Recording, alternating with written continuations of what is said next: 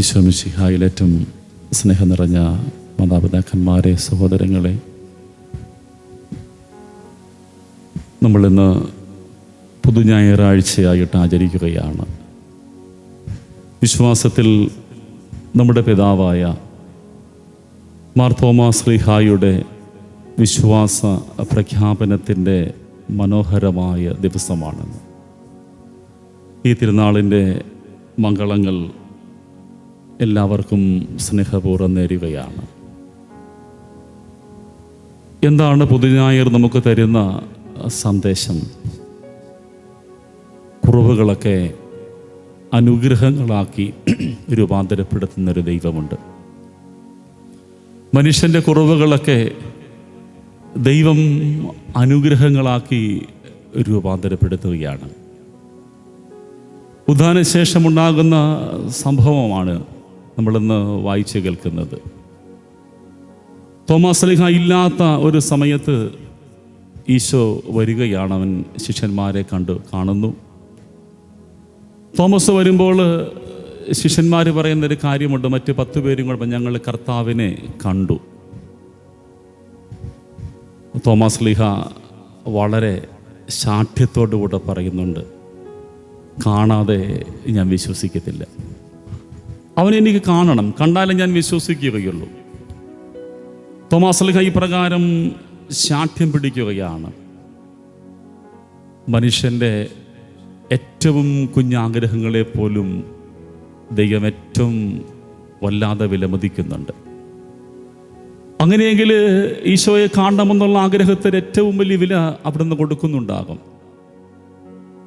അതുകൊണ്ട് തന്നെ അവിടുന്ന് പിന്നീട് തോമസിനെ കാണാനായിട്ട് വരുന്നുണ്ട്. ഇങ്ങനെ കാണാനെത്തുന്ന തോമാസ് ശ്ലീഹായോട് ഈശോ പറയുന്നൊരു കാര്യമുണ്ട്. തോമസ്, നീ കണ്ടതുകൊണ്ട് വിശ്വസിച്ചു. കാണാതെ വിശ്വസിക്കുന്നവർ ഭാഗ്യവാന്മാർ.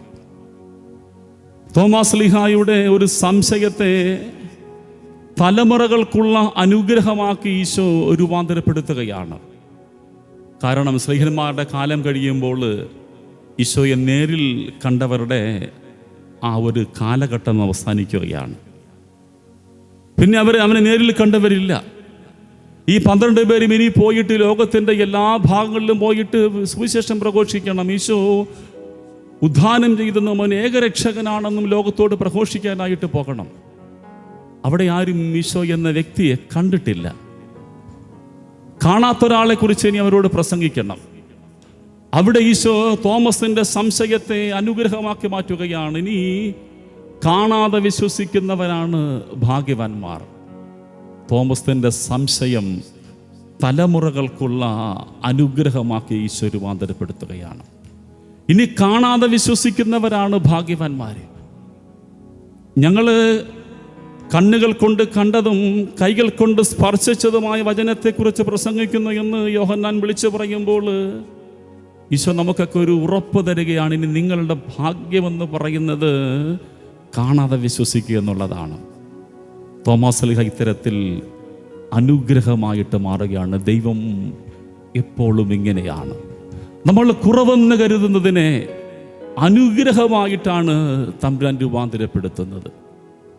ഇനി വചനം വായിക്കുമ്പോൾ നമ്മളന്ന് മനസ്സിരുത്തി വായിക്കണം. ഈശോ തോമാസ് ശ്ലീഹായെ കാണാൻ വന്നു. തൊട്ടടുത്ത ദിവസം വന്നില്ലല്ലേ? 8 ദിവസങ്ങൾക്ക് ശേഷമാണ് കാണാൻ വരുന്നത്. ഒരു മനുഷ്യൻ ഇങ്ങനെ സങ്കടപ്പെട്ടിരിക്കുമ്പോൾ അങ്ങനെയാണോ കാണാൻ വരേണ്ടതല്ലേ? ഇത്രയും സങ്കടപ്പെട്ട് ആകുലപ്പെട്ടിരിക്കുന്ന ഒരാളെ കാണാൻ ഏതാണ്ട് 8 ദിവസങ്ങൾക്ക് ശേഷം കർത്താവ് വരികയാണ്. പിറ്റേ ദിവസം ഒന്ന് കാണാറുന്നല്ലേ? ഒരു മര്യാദയൊക്കെയാണല്ലേ? ഒരാളിങ്ങനെ കരഞ്ഞും ബഹളമൊക്കെ ശേഖരിക്കുമ്പം പോയി കണ്ടേക്കാം എന്ന് വിചാരിക്കാല്ലേ? കർത്താവ് ഒന്നും കണ്ടില്ല. 8 ദിവസങ്ങൾക്ക് ശേഷം അവൻ കാണാൻ വരികയാണ്. ജീവിതത്തിൽ കാത്തിരിക്കുന്നവരൊക്കെയാണ് അനുഗ്രഹങ്ങൾ പ്രാപിക്കുന്നത്. കാത്തിരിക്കാനായിട്ട് മനസ്സുള്ളവർക്ക് മാത്രമാണ് ദൈവത്തിൻ്റെ അനുഗ്രഹങ്ങൾക്ക് അവകാശികളായിട്ട് മാറാൻ കഴിയുന്നത്. നമ്മുടെയൊക്കെ എല്ലാ കാലത്തെയും പ്രശ്നം എന്താണെന്നറിയാവോ? ചോദിച്ച ഉടനെ നമുക്ക് കിട്ടണമല്ലേ?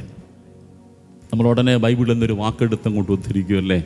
ചോദിക്കുവിൻ ലഭിക്കും, അന്വേഷിക്കുവിൻ കണ്ടെത്തും, മുട്ടുവിൻ തുറക്കപ്പെടും.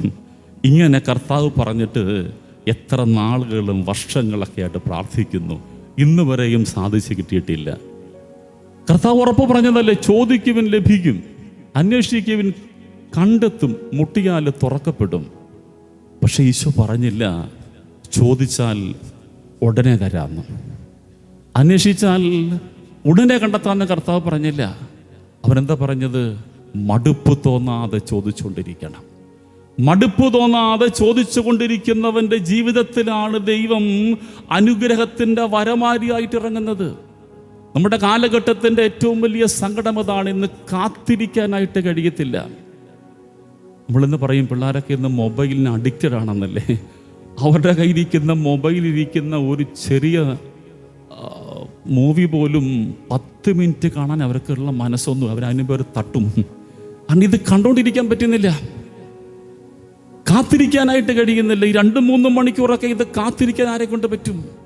ഇങ്ങനെ കാത്തിരിക്കാനായിട്ട് കഴിയാത്തൊരു ലോകത്തിലാണ് തോമാസ് ലീഹ 8 ദിവസം കാത്തിരിക്കുകയാണ്. ഒന്നും ഓർത്തിരിക്കുക, ദൈവത്തിന് വേണ്ടി കാത്തിരിക്കുന്ന ഒരാളെ ദൈവം അനുഗ്രഹവും സാക്ഷ്യവുമായിട്ട് മാറ്റും.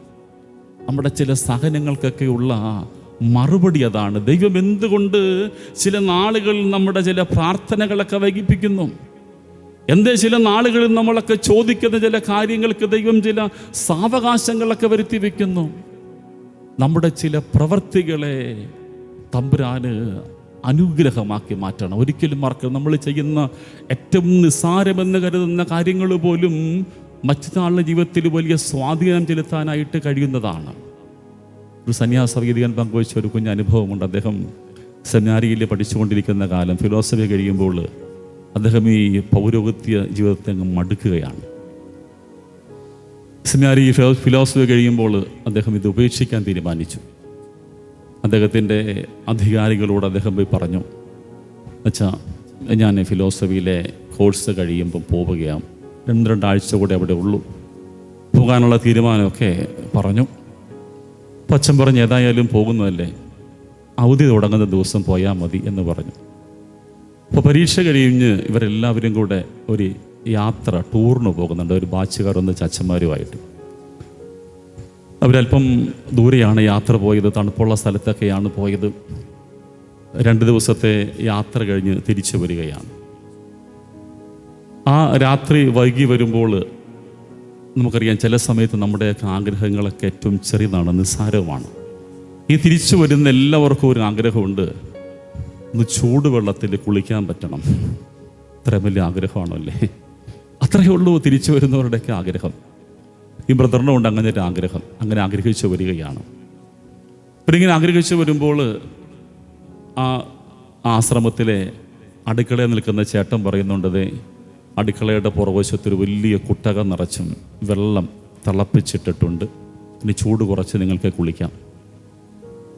എല്ലാവരും സന്തോഷത്തോടെ വെള്ളമൊക്കെ എടുത്തുകൊണ്ട് പോയി കുളിച്ചു.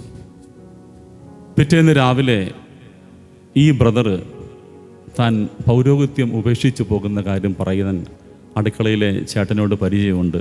ഞാൻ പോകാമെന്ന് പറയാൻ ചെല്ലുമ്പോൾ ആ മനുഷ്യനൊരു കാര്യം ഇങ്ങനെ പറഞ്ഞു കൊടുക്കുകയാണ്.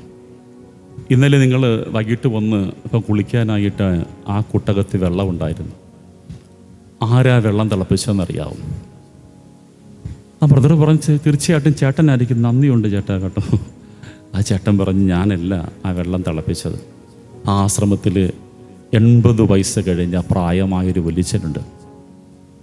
അച്ഛൻ രാവിലെ മുതൽ ഈ ചേട്ടൻ്റെ അടുത്ത് എത്തുമ്പോൾ പറഞ്ഞു, മോനെടാ നീ ആ കുട്ടകം എടുത്ത് വെക്കും, ആ പിള്ളേർ വരുമ്പോൾ അവർക്ക് കുളിക്കാനായിട്ട് ചൂടുവെള്ളം വേണം, മടുത്താ വരുന്നത്. ഈ മനുഷ്യൻ എന്നിട്ട് അവിടെ ആ കുട്ടകത്തിൻ്റെ അല്പം അകലെയായിട്ടൊരു പൈപ്പുണ്ട്. ആ പൈപ്പിൽ നിന്നൊരു കൊച്ചു പാത്രം കൊണ്ട് വെള്ളം കോരിയിരിക്കുകയാണ്. അടുക്കളയിലെ ചേട്ടന് തിരക്കാരൻ അങ്ങോട്ട് പോകാൻ പറ്റിയില്ല. ഈ വയോവൃദ്ധനായ മനുഷ്യൻ ആ കുട്ടകം നിറയെ വെള്ളം കോരി ഒഴിച്ചു. എന്നിട്ട് ഈ ചേട്ടനെ കൊണ്ട് തീ പിടിപ്പിച്ചു. അവിടെ കിടന്ന ചപ്പവും ചോറും ഒക്കെ വാരിയിട്ട് ഈ അച്ഛനിങ്ങനെ വെള്ളം തിളപ്പിച്ചിട്ടിരിക്കുകയാണ്. തണുപ്പത്ത് വരുന്ന മടുത്തു വരുന്ന വൈദിക വിദ്യാർത്ഥികൾക്കൊന്ന് നന്നായി ഒന്ന് കുളിക്കാനായിട്ട്. ഈ ചേട്ടൻ ഈ കാര്യം പറയുമ്പോൾ ഈ സെമിനാരിക്കാരൻ കുനിഞ്ഞ ശിരസുമായിട്ട് തിരിച്ചു നടക്കുകയാണ്. അദ്ദേഹം തിരികെ സെമിനാരിയുടെ ചാപ്പലിലേക്കാണ് പോകുന്നത്. അവിടെ ഇരുന്നു കൊണ്ട് കുറേ നേരം പ്രാർത്ഥിച്ച് ഇറങ്ങിപ്പോരുമ്പോൾ അദ്ദേഹത്തോട് തന്നെ ചോദിക്കുന്നൊരു ചോദ്യമുണ്ട്. 80 വയസ്സ് കഴിഞ്ഞ നടക്കാൻ പ്രയാസമുള്ള എൻ്റെ വല്യച്ഛന് ഞങ്ങളെ ഇത്രമാത്രം കരുതാൻ കഴിയുന്നെങ്കിൽ എൻ്റെ ജീവിതത്തിലെ ചില കാഴ്ചപ്പാടുകളൊക്കെ ഒന്ന് മാറ്റിയാൽ എൻ്റെ ജനത്തിന് എനിക്കൊരു കാലത്ത് അനുഗ്രഹമാകാൻ പറ്റില്ലേ? ഒരു കാലത്ത് എൻ്റെ ജനത്തിന് അനുഗ്രഹമാകാൻ പറ്റുന്ന അദ്ദേഹം തീരുമാനം മാറ്റി പൗരോഹിത്യ ശുശ്രൂഷയ്ക്ക് ഒരുങ്ങുകയാണ്. ഇന്ന് അദ്ദേഹം വടക്കേ ഇന്ത്യയിലൊരു ആ സ്ഥലത്ത് അതിശ്രേഷ്ഠമായിട്ട് തീക്ഷ്ണമായിട്ട് തൻ്റെ പൗരോഹിത്യ ശുശ്രൂഷ ചെയ്യുകയാണ്. ഓർത്തിരിക്കുക, ചിലതൊക്കെ ഒരുപാട് പേർക്ക് സ്വാധീനമാക്കാൻ പറ്റും. തോമാസ് ശ്ലീഹായുടെ സംശയം അനുഗ്രഹത്തിൻ്റെ ഉറവയാകുന്നു. തോമാസ് ശ്ലീഹായുടെ കാത്തിരിപ്പ് നമുക്കിനി വിശ്വാസത്തിൻ്റെ അനുഗ്രഹമാവുകയാണ്. നമുക്ക് ദിവസം ഒന്ന് പ്രാർത്ഥിക്കാം.